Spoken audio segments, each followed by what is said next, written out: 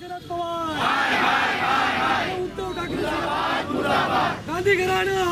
राहुल गांधी आणि काँग्रेस हे नेहमी देशाची प्रतिमा कुठेतरी मलिन होईल याच्यासाठीच त्यांचे नेहमी स्टेटमेंट्स असतात। हे पहिल्यांदा झालेलं नाहीये। या आधीही राहुल गांधी यांनी देशाच्या बाहेर जाऊन देश अपमानित होईल अशा स्टेटमेंट यापूर्वीही दिलेले आहे आणि आताही त्यांनी तेच केलेलं आहे। त्यांनी देशाच्या बाहेर जाऊन त्यांनी एक आरक्षणाविषयी हा जो डॉक्टर बाबासाहेब आंबेडकर यांच्या संविधानाच्या विरोधात अशी एक स्टेटमेंट दिली आहे की आम्ही सत्तेत आल्यानंतर आम्ही आरक्षण रद्द करू। आणि अजून एक त्यांनी स्टेटमेंट दिलेली की India is not a fair country. तर मला राहुल गांधी यांना अतिशय निंदास्पद हा त्यांचा स्टेटमेंट होता।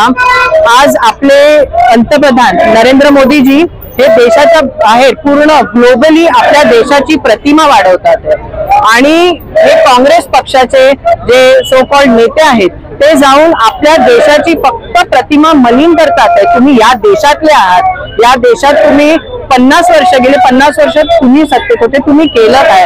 आणि आज जाऊन तुम्ही देशाच्या बाहेर जाऊन आपल्या देशाबद्दल हे निगेटिव्ह बोलतात। तर त्या विरोधात आम्ही आज इथे भाजपा पक्ष आम्ही पूर्ण सगळे इथे ह्या गोष्टीसाठी निषेध करायला त्यांनी जे निंदनीय एकदम जी स्टेटमेंट केलेली आहे त्याच्या विरोधात आम्ही इथे सगळेजण त्यांचा निषेध करायला इथे आज रस्त्यावरती राहुल गांधींनी देशाबाहेर जाऊन देशविरोधी भाष्य केलेलं आहे आणि त्याचा देशातली जनता आणि आम्ही तीव्र निषेध करतो। यांची सवयच आहे देशाच्या बाहेर जायचं, देशाच्या विरुद्ध बोलायचं, देशविरोधी वक्तव्य करायचं आणि जो देश विकासाकडे नेला जातोय आदरणीय नरेंद्र मोदीजींच्या नेतृत्वाखाली क्रमांक 5 वर नेला जातोय।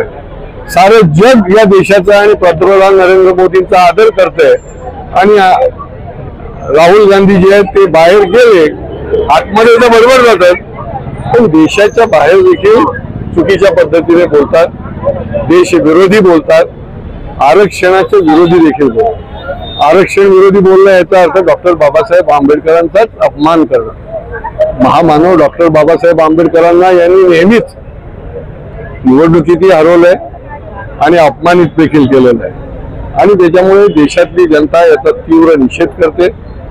त्यांनी अशा प्रकारचं वक्तव्य त्वरित थांबवावं, देशाची माफी मागावी। त्यांना काय पडलेली नाही, त्यांना फक्त निवडणूक दिसते, वोट बँक पॉलिटिक्स दिसतं आणि त्याच्यामुळे देशात आणि देशाच्या बाहेर ही मंडळी जी आहे ती सत्तेकरता आपापली आहे। 50 वर्षात तर काही केलं नाही परंतु आता अनेक वर्ष जी आहे ती यांची सत्ता हातातून गेली आहे, 100च्या वर पण येत नाही आणि त्याच्यामुळे काही करून सत्ता मिळवण्याकरता देशविरोधी काम जे करतायत आणि त्यांचे सगळे जे मित्र आहेत उद्धव ठाकरे, शरद पवारजी हे सगळे मुख घेऊन बसलेले आहेत। इतर वेळेला सकाळपासून संध्याकाळपर्यंत तुमच्याच या चॅनलवर बडबड करत असतात, साधा तुम्ही निषेध पण करत नाही। आरक्षणाच्या विरोधी तुम्ही आहात हे आता लोकांना तुमचा खरा चेहरा दिसलेला आहे।